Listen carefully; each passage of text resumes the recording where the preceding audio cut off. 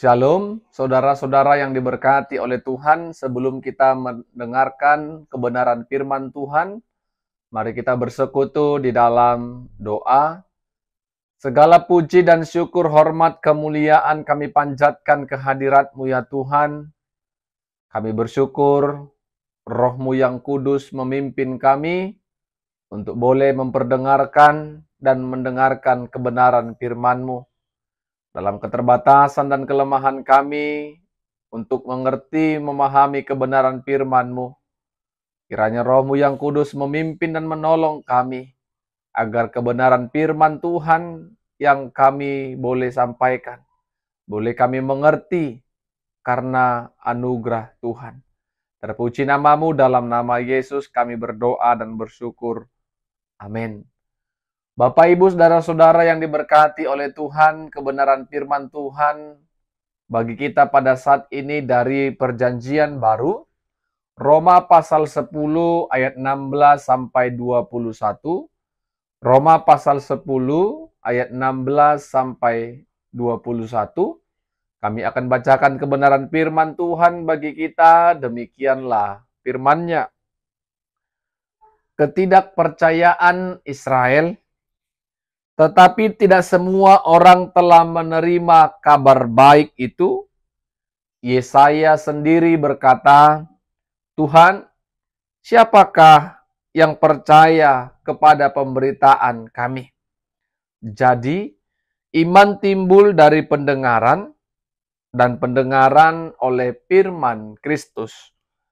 Tetapi aku bertanya, adakah mereka telah mendengarnya? Memang mereka telah mendengarnya. Suara mereka sampai ke seluruh dunia, dan perkataan mereka sampai ke ujung bumi. Tetapi aku bertanya, adakah Israel menganggapnya? Pertama-tama Musa berkata, aku menjadikan kamu cemburu terhadap orang-orang yang bukan umat dan membangkitkan amarahmu terhadap bangsa yang bebal. Dan dengan berani Yesaya mengatakan, aku telah berkenan ditemukan mereka yang tidak mencari aku. Aku telah menampakkan diri kepada mereka yang tidak menanyakan aku. Tetapi tentang Israel ia berkata, sepanjang hari aku telah mengulurkan tanganku kepada bangsa yang tidak taat dan yang membantah. Amin. Saudara-saudara yang diberkati oleh Tuhan, tema kebenaran firman Tuhan yang akan kita gumulkan bersama-sama pada saat ini, iman timbul dari pendengaran. Iman timbul dari pendengaran. Saudara-saudara, pernah atau tidak kita merenungkan kekristenan di dalam kehidupan kita? Pernahkah kita merenung ketika kita bertahan sebagai orang percaya yang disebut dengan orang Kristen sampai detik ini?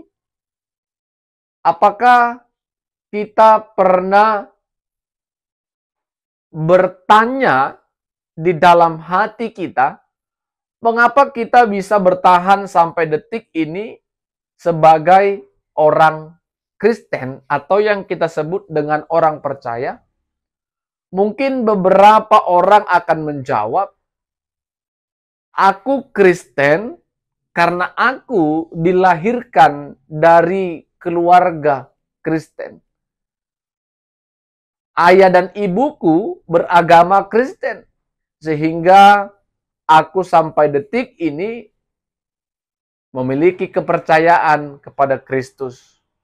Ada juga sebagian yang mengatakan aku Kristen karena faktor pernikahan, karena suamiku Kristen, karena istriku Kristen, sehingga sampai detik ini aku masih percaya kepada Kristus.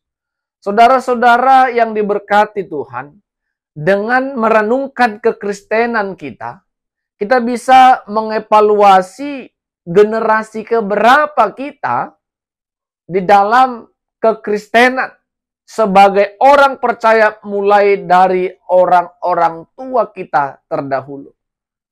Sehingga kita paham, kita bisa mengukur kekristenan kita sampai sejauh mana. Ketika kita merenungkan kekristenan, keyakinan kita, Bapak Ibu yang diberkati Tuhan. Kalau kita mau lebih jauh lagi mengevaluasi, pernahkah kita bertanya bagaimana iman kita, kepercayaan kita kepada Kristus boleh bertahan, bahkan bertumbuh di dalam Tuhan. Saudara-saudara yang diberkati Tuhan, Rasul Paulus dalam suratnya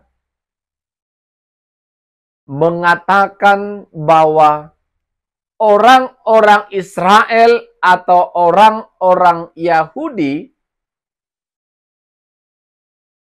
tidak membuka hatinya menerima kabar baik, menerima damai sejahtera, menerima Yesus Kristus itu sendiri.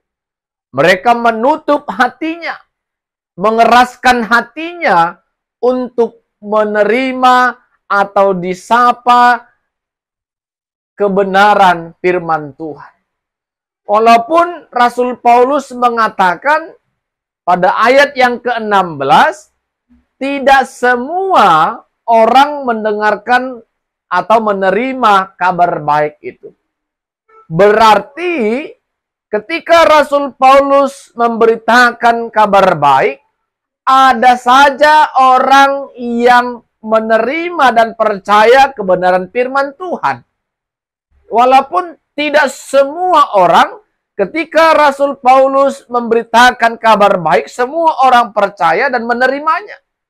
Tetapi ada saja orang-orang yang mau menyambut, menerima, dan percaya akan pemberitaan yang disampaikan oleh Rasul Paulus.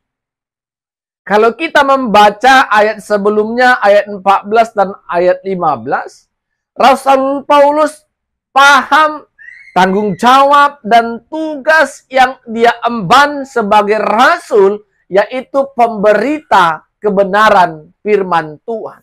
Pemberita kabar baik.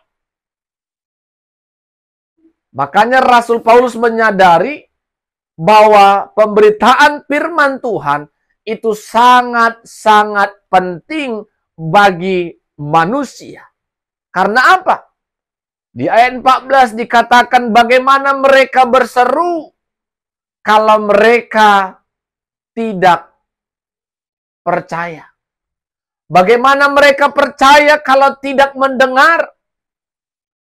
Bagaimana mereka mendengar kalau tidak diberitakan?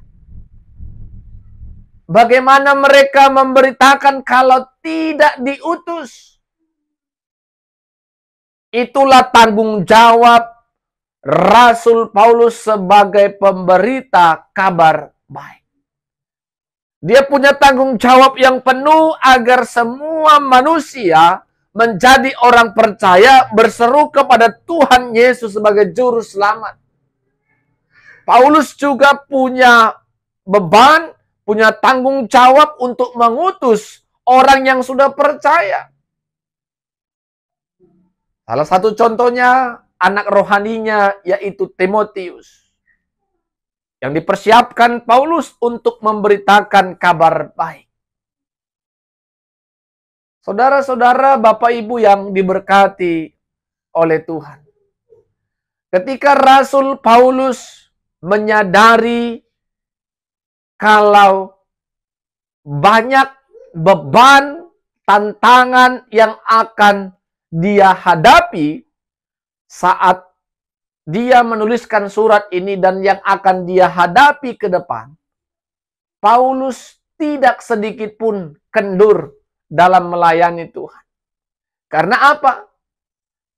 Dalam nubuat Yesaya pun dalam perjanjian lama, Yesaya sudah lama berkata, Tuhan, siapakah yang mendengarkan pemberitaan kami? Nubuat ini membuktikan, menyatakan kalau orang-orang Yahudi, orang-orang Israel menutup mata hatinya untuk menerima kabar baik tersebut.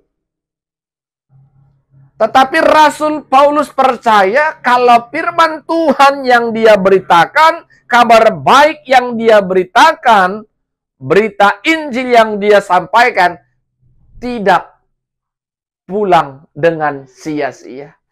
Ada saja orang-orang yang mau menyambut, menerima, dan percaya akan Kristus Yesus yang diberitakan oleh Rasul Paulus. Sehingga Rasul Paulus berkata, iman timbul dari pendengaran.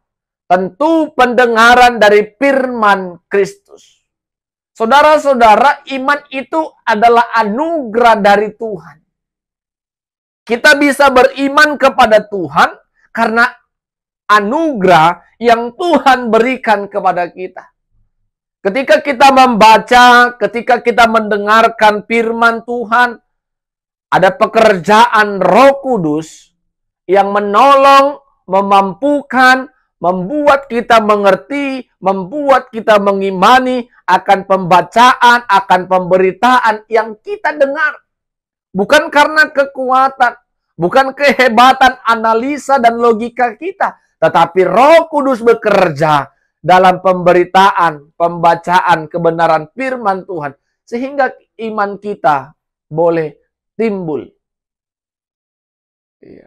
Iman timbul dari pendengaran.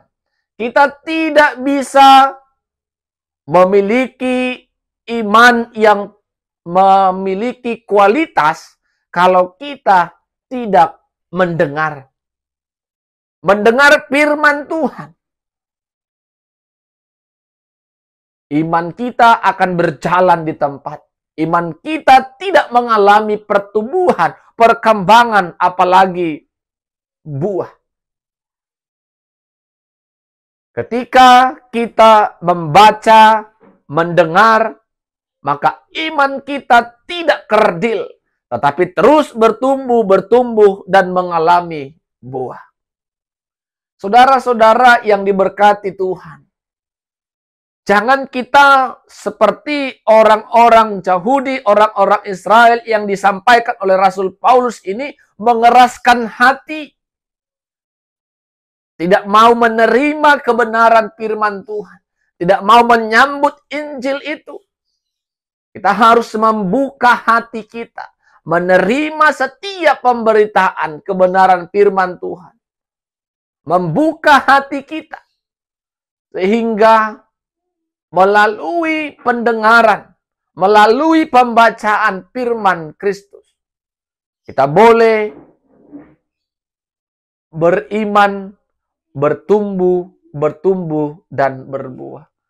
Seperti tema kita hari ini, iman timbul dari pendengaran. Apa yang boleh kita renungkan pada saat ini, saudara-saudara? Poin yang pertama, mendengarkan kebenaran firman Tuhan membuat iman kita bertumbuh. Mendengarkan kebenaran firman Tuhan membuat iman kita bertumbuh. Firman Tuhan kita imani dapat menguatkan setiap pribadi kita. Firman Tuhan dapat menghibur kita. Firman Tuhan dapat memimpin kehidupan kita. Walaupun terkadang ada bacaan-bacaan yang membuat kita terhibur, itu sifatnya sementara. Contoh kita membaca, mendengar humor, mendengarkan musik. Tetapi itu hanya menghibur sementara.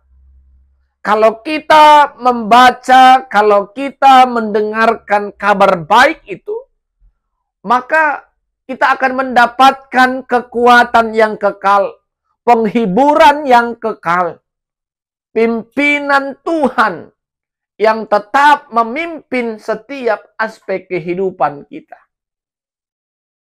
Jadi dengan kita mendengarkan firman Tuhan, perlahan iman itu akan terus mengalami pertumbuhan, bahkan menghasilkan buah. Poin yang kedua, kita harus memiliki semangat yang teguh, semangat yang kuat untuk menyambut dan menerima kebenaran firman Tuhan. Semangat itu tentunya lahir dari diri sendiri. Ada niat kita untuk diperbaharui. Ada niat kita agar iman kita dievaluasi melalui pemberitaan, pengajaran firman Tuhan. Kita harus memiliki semangat. Bukan karena kita dipaksa dalam mendengarkan dan membaca firman Tuhan.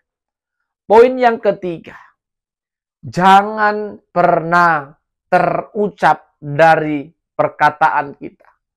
Mendengarkan firman Tuhan, bosan. Mendengarkan firman Tuhan, malas. Kalau itu pernah kita ucap, saudara-saudara, mari kita datang kepada Tuhan, meminta ampun. Karena dengan mendengarkan firman Tuhan, iman kita akan terus dievaluasi. Iman kita akan terus mengalami pertumbuhan. Iman kita tidak kerdil, tetapi terus bertumbuh dan berbuah. Sambutlah, semangatlah, dan jangan kita jemu-jemu dalam mendengarkan firman Tuhan.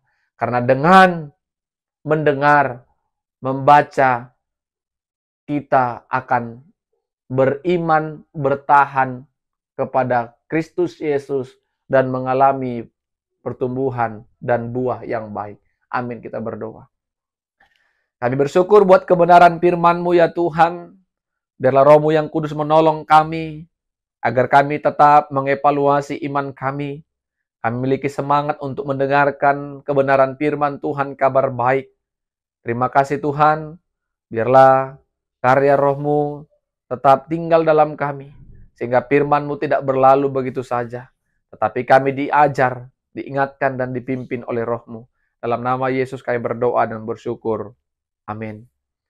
Shalom saudara-saudara, Tuhan Yesus memberkati kita semua.